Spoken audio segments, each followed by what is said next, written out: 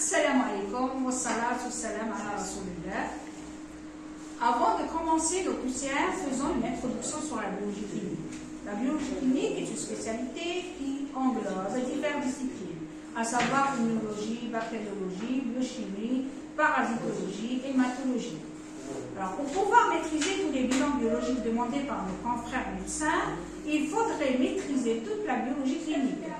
Pour ce faire, nous allons réaliser des QCM sur les différentes disciplines précédemment citées afin que vous sachiez comment interpréter un examen de laboratoire, regroupant n'importe quel type d'examen biologique. Aujourd'hui, nous allons faire ensemble des QCM d'hématologie.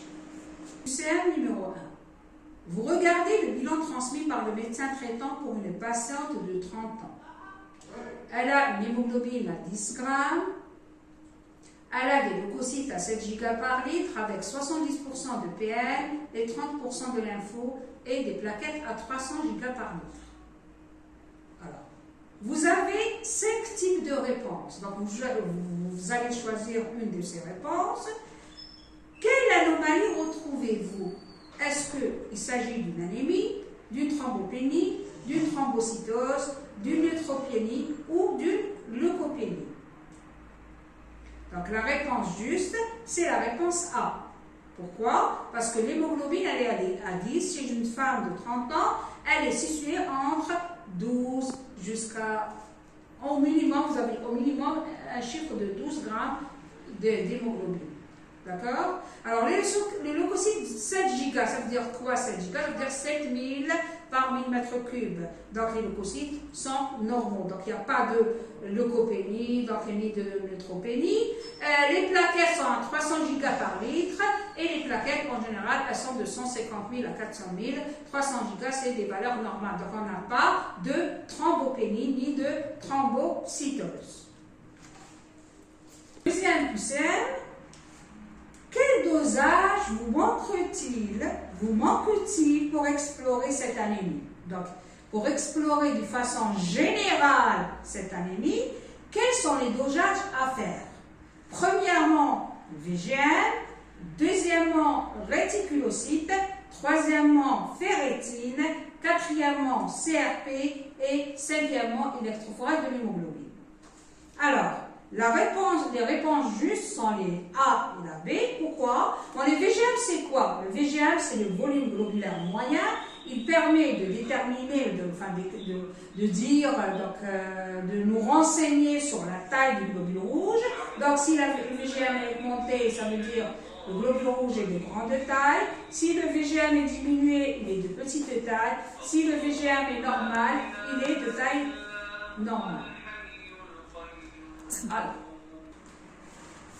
concernant les réticulocytes, c'est quoi? Les réticulocytes, c'est des cellules qui viennent avant le globule rouge, d'accord? C'est des cellules qu'on trouve dans le sang périphérique et qui viennent juste avant le stade de globule rouge, d'accord? Alors, l'hétéroréticulocyte permet de dire est-ce que c'est une anémie, c'est-à-dire leur taux, permet de différencier entre l'anémie régénérative et arégénérative. Régénérative, ça veut dire elle est d'origine périphérique, arégénérative d'origine centrale. Autrement dit, régénérative, le taux de réti est augmenté, supérieur à 150 000, et arégénérative, le taux de réti est normal ou diminué. D'accord? La ferritine, donc, ça permet de déterminer l'étiologie c'est-à-dire c'est un diagnostic étiologique et c'est pas la question. La question, ils disent quel dosage vous manque-t-il pour explorer cette anémie. La CRP, c'est aussi un diagnostic étiologique pour dire l'origine de l'anémie, donc quelle est la cause de cette anémie, et l'électrophorèse de l'hémoglobine est aussi un diagnostic étiologique, et c'est pas la question. La question, ils disent quels sont les éléments qui te permettent d'explorer l'anémie. Donc il y a deux éléments, c'est le VGM et les réti. Donc le VGM pour dire que c'est une anémie normo, macro ou microcytaire, et les réti pour dire si c'est une anémie régénérative ou arégénérative.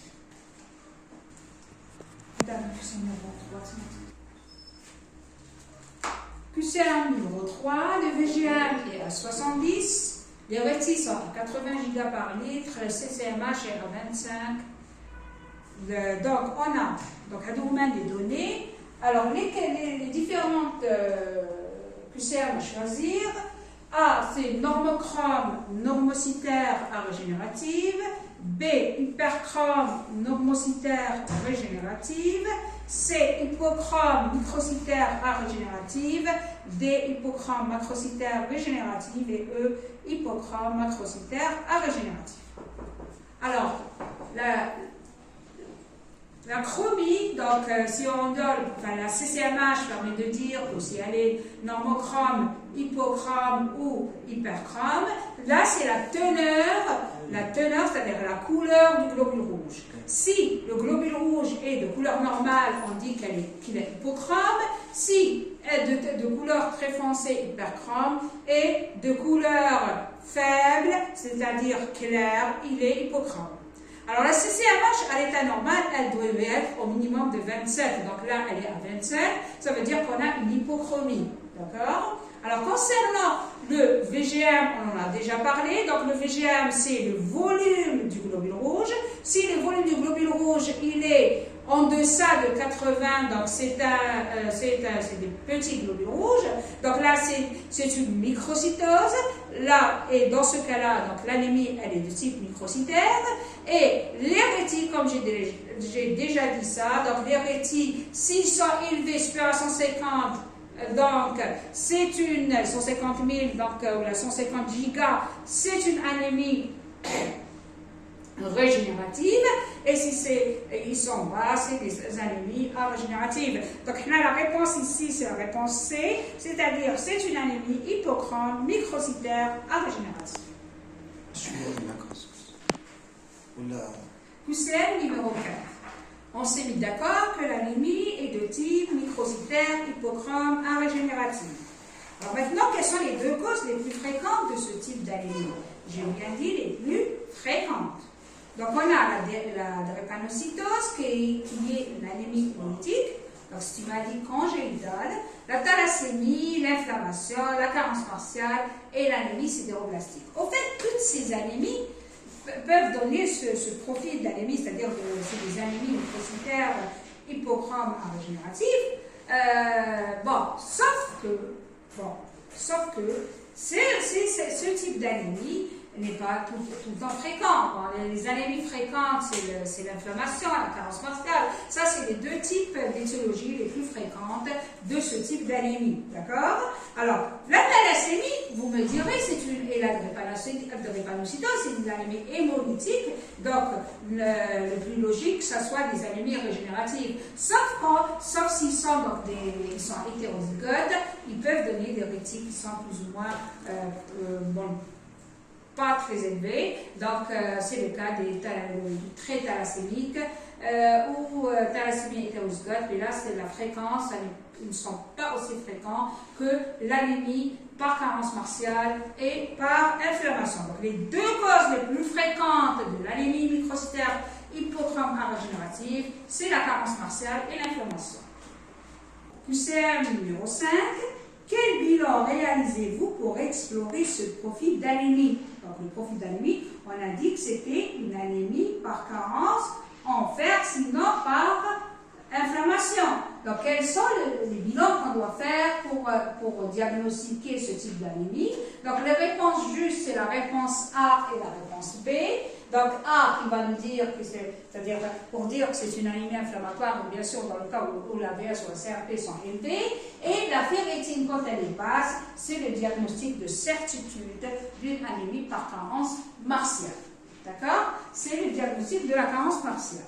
Alors, tu me dirais, même la C, elle est juste parce que c'est le dosage du ferserine, du coefficient de saturation de la transférine, de la ferritine, du récepteur solide de la transférine. Sauf que tout ce bilan, on n'a pas besoin de tout ça pour diagnostiquer une carence par une cause martiale, parce que seule la ferritine suffit pour dire que quand elle est basse, pour dire qu'il y a une carence martiale. Donc là, on rentre dans tout ce qu'il faut. Donc tout ce qu'il faut, c'est la ferritine uniquement pour dire que c'est une carence martiale. D'accord? Alors, passons au QCM numéro 6. est normale. Donc la CRP est normale. La ferritine est à 8, sachant que les normes sont entre 20 et 200. Donc là, la ferritine, elle est basse. Le diagnostic de carence martiale est donc posé. Dès qu'on a une ferritine basse, on peut poser le diagnostic de carence martiale. Alors, quelle origine a cette carence évoquez-vous en premier chez une femme, une patiente de 30 ans? Donc, une patiente de 30 ans. Donc, toutes ces étiologies, finalement, ils peuvent donner une carence martiale. Sauf que chez une femme qui est âgée de 30 ans, à quoi vous pensez? À quoi vous, ça vient vous... quelle est l'étiologie la plus fréquente?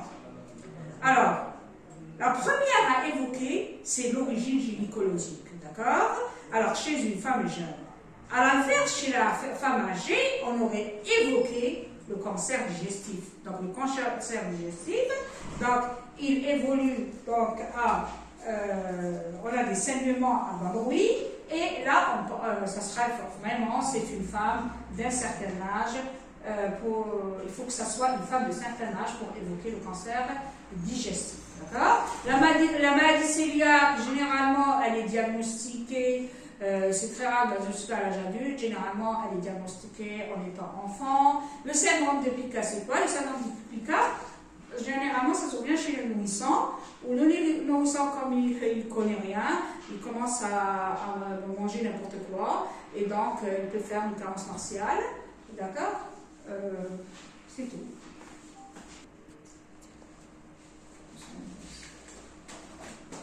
C'est bon.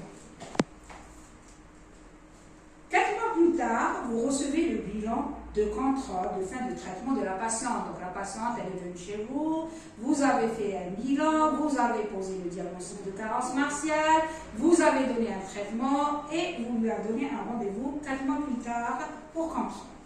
Alors la ferritine, c'est normalisé, c'est bon, donc elle était basse, elle est devenue normale. L'hémoglobine est à 10, donc toujours basse. Le VGM est toujours bas, avec des rétis à 80 giga par litre. La CRP et le globule blanc sont normaux. Les plaquettes sont normales. Quelle est l'étiologie la plus probable de cette anémie chez cette patiente d'origine méditerranéenne? Est-ce qu'il s'agit d'une drépanocytose, d'une carence en vitamine B12 et B9, d'un trait thalassémique et d'une hémopathie maligne?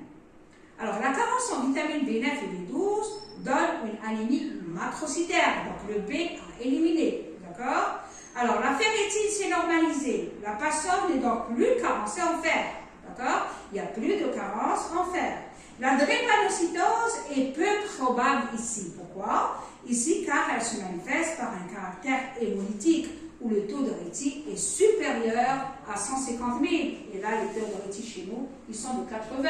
Donc, la drépanocytose, c'est aussi à éliminer. De plus, la drépanocytose, elle n'est pas découverte à l'âge adulte, mais elle est découverte plus tôt, beaucoup plus tôt. Donc, on peut éliminer l'éventualité, c'est-à-dire la réponse A. Alors, un profil microcytaire à régénératif persistant après supplémentation en fer. Qu'est-ce que ça peut évoquer? Avec une CRP normale.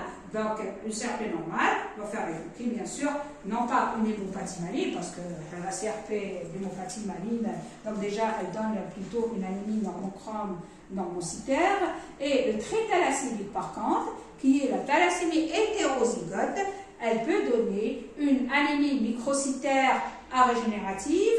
Et aussi, elle peut même donner une microcytose sans anémie, d'accord? Le trait thalassémique. C'est vrai que la thalassémie, quand elle est homozygote, elle donne plutôt une anémie hémolytique, et donc l'anémie hémolytique, ça donne des rétis élevés, et là, on a des rétis qui ne sont pas très élevés, donc c'est plutôt un trait thalassémique, c'est-à-dire une thalassémie hétérozygote.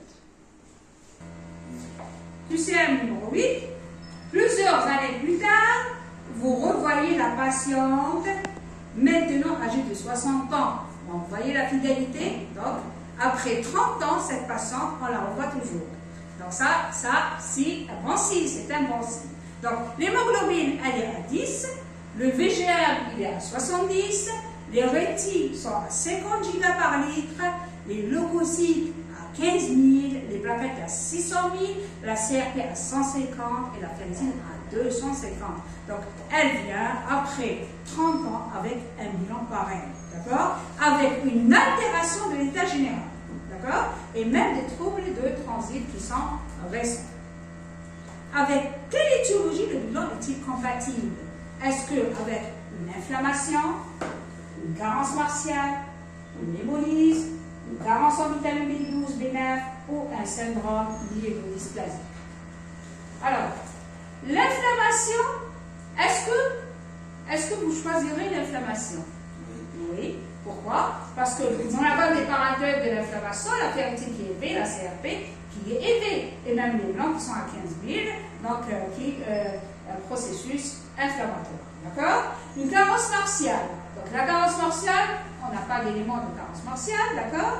Et une hémolyse. Bon, l'hémolyse, généralement, on n'évoque pas l'hémolyse, parce que déjà l'hémolyse, c'est une anémie. Là, les rétines sont assez conjugales, alors que l'hémolyse, ça donne une anémie plutôt régénérative. Et les carences en vitamine B12, B9, c'est pas le cas, parce que le VGM, il est à 70, alors que la carence en vitamine B12, B9, ça donne une anémie macrocytaire et le syndrome myélodysplasique. Donc, c'est plutôt une anémie qui n'est pas microcytaire, qui est non mocytaire, d'accord? Régénérative. Donc, là, et de plus, nous avons un élément qui va confirmer donc l'inflammation, qui est élevé aussi bien dans l'inflammation que dans la carence martiale. Donc, ce sont donc, les plaquettes qui sont à 600 gigapar-litre. Et ça, c'est un élément qu'on retrouve aussi bien dans l'inflammation que dans la carence martiale. Et là, on choisira l'inflammation à cause des éléments, donc la CRP, la ferritine, les leucocytes, donc ils disent que c'est une inflammation. C'est bon? QCM numéro 9, comment faites-vous la différence entre une origine inflammatoire et une carence martiale devant cette anémie microcytaire hypochrome arégénérative? Alors, la ferritine est augmentée dans l'inflammation. Donc, c'est une réponse juste. La ferritine est augmentée dans le syndrome inflammatoire. La transférine est basse dans la carence martiale.